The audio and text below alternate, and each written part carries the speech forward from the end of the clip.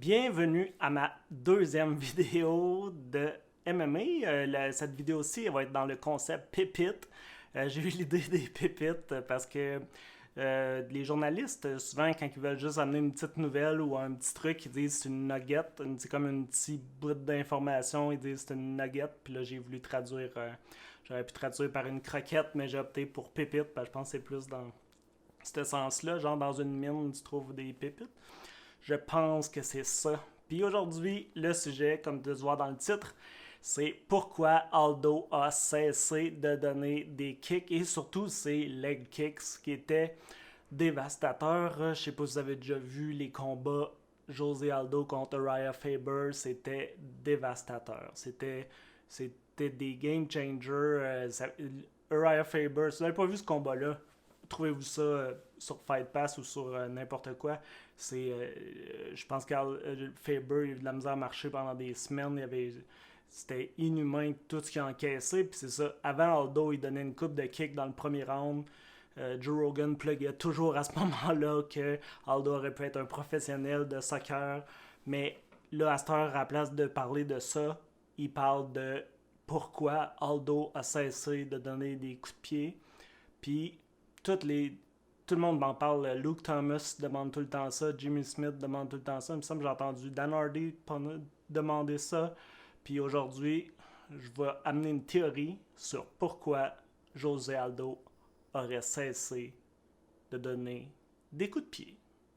Mais pour l'instant, pogne ce sujet-là, pour l'instant, on va le mettre là, on va mettre une petite pinouche dessus, puis on va retourner à j'ai vu, je sais pas si vous écoutez le podcast sous-écoute avec Mike Ward. Il y a pas longtemps, il recevait Virginie Fortin, une humoriste, puis Olivier Aubin-Mercier, le fighter de Mixed Martial Arts, qui est plus dans la UFC, mais qui devrait revenir bientôt, on a confiance. Puis les deux, ils jasaient, puis il y a une anecdote qui a été vraiment intéressante.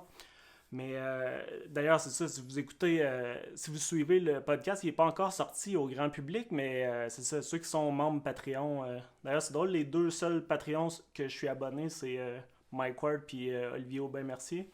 Mais c'est ça, si vous êtes abonné Patreon, vous allez l'avoir, mais sinon, il sort, je pense, bientôt au grand public. Mais à un moment donné, Olivier Aubin-Mercier, il raconte une anecdote super intéressante parce que c'était avant le rematch de Chris Weidman contre Anderson Silva. Puis c'était quelques mois avant, je pense qu'il dit. Puis il était avec Georges Saint-Pierre. Puis Georges, il comptait que les stéroïdes, un des effets des stéroïdes à long terme, c'est que ça amincissait les os. Puis ça les rendait plus faibles. Puis en tout cas, gros spoilers pour la deuxième fight entre Chris Weidman puis Anderson Silva, mais c'est le combat où ce que Wildman il a bloqué un des kicks de Anderson Silva, puis le tibia d'Anderson Silva a éclaté sur la jambe de Wildman, puis il a comme fait un spaghetti autour de sa jambe, puis il est tombé à terre, puis il s'est mis à crier. D'ailleurs, moi, c'est ça, tout le monde capote à cause de la jambe qui est venue toute molle, puis là, ce qui a cassé, mais moi, ce qui m'a fait freaker dans ce combat-là, c'est plus les cris d'Anderson Silva que il arrêtait pas, il était comme ah! Puis ça avait l'air à faire mal, puis tu sais, ces gars-là, d'habitude, ils sentent pas la douleur, puis tu sais, ça leur fait pas vraiment mal sur le coup. Anderson Silva, il criait comme un débile. C'est comme ah! Puis il arrêtait juste pas, genre, puis là, le Wildman, il essayait de célébrer, mais tu sais, c'était malaisant. Puis je me souviens que même quand le reportage il s'achevait, puis là il sortait Silva, sa civière, puis même sa civière, il continuait à crier ah! C'était encore l'enfer. Donc, on retourne à l'histoire de Aldo, que j'ai placé là, la pinouche, puis tout. Je te dis, je suis vraiment raccord.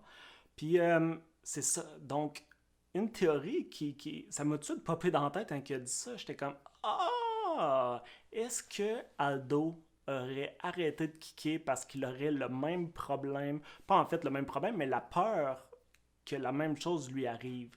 Est-ce que ça se pourrait que Aldo ait consommé des stéroïdes et que maintenant il n'ose plus donner des kicks parce que ces kicks qui étaient de loin les plus puissants, en tout cas à 145 livres, c'était facilement les kicks les plus puissants.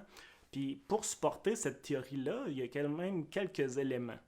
Le premier élément, c'est quand USADA est arrivé, une histoire qui était super louche, c'est qu'un gars de USADA est arrivé au Brésil pour tester José Aldo.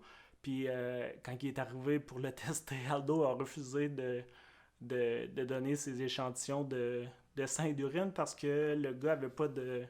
Il n'y avait pas d'identification, genre il n'y avait pas de ID ou il n'y avait pas de preuve d'identité ou je sais pas quoi.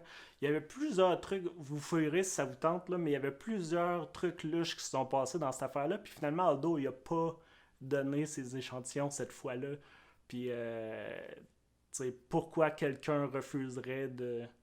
On peut dire qu'il veut juste pas donner son sang ou son urine à un inconnu dans la rue. Ça, on peut jouer cette carte-là, mais un téléphone aurait pu suffire. Puis, bref, il s'en est sorti cette fois-là avec des technicalités, mais bref, il y a cette fois-là que c'était un peu louche que. Moi, en tout cas, dans ma tête, ça a tout de suite levé un drapeau que j'étais comme bon, ok, Aldo, pas l'air clean. Puis, il faut aussi savoir que dans ce temps-là, Aldo avait super gros de misère à faire le poids des 145 livres. Souvent, il manquait de jus après 2-3 rounds parce que il était trop gros pour faire les 145 livres. Puis là, prochainement, ils viennent d'annoncer le combat. Il va se battre à 135 pour la ceinture. Alors que, tu sais, c'est ça. Il rushait à faire 145, puis là, il est capable de faire 135. Puis, tu sais, c'est pas. C'est un gars quand même. C'est pas des. C'est une dizaine de livres quand t'es vraiment. T'es petit, là. C'est pas des livres faciles à perdre. Donc, c'est deux trucs assez louches qui me font douter du gars. Donc voilà, est-ce que je suis en train de dire que c'est 100% sûr que José Aldo était sur la sauce puis que c'est sûr que c'est à cause de ça qu'il donne plus de kick? Je peux pas dire ça, ça serait vraiment de la calomnie puis tout ça. Mais j'avais quand même l'impression que, tu sais, Olivier, quand il a raconté, mon grand bodé Olivier, Olivier Aubin-Mercier, quand il a raconté ça, j'avais quand même l'impression que s'il l'avait dit en anglais ou si les médias anglophones des MMA avaient entendu ça, j'ai l'impression qu'il y aurait plusieurs analystes qui auraient peut-être pu faire le lien entre les deux informations puis qui en auraient parlé. Là, j'ai l'impression que vu que c'était en français, on dirait que j'étais comme, hey, on dirait que j'ai l'impression d'être la seule personne qui a fait ce lien-là au monde. Puis là, je me dis, je pourrais faire une petite capsule pour plugger ça. Fait que c'est ça, j'ai à peu près 3 subscribers. Fait que j'espère que vous vous sentez aussi spécial que moi avec cette information-là. Puis que je vais finir par avoir raison avant tout le monde. Bref, c'était ma deuxième capsule vidéo qui répondait à peut-être pourquoi José Aldo ne fait plus de coups dévastateurs dans les jambes de ses adversaires. Bientôt, un nouveau vidéo de MMA. Et d'ici là, abonnez-vous, parlez-en à vos chummies, même les moins fans, puis likez tout, soyez fins, à la prochaine.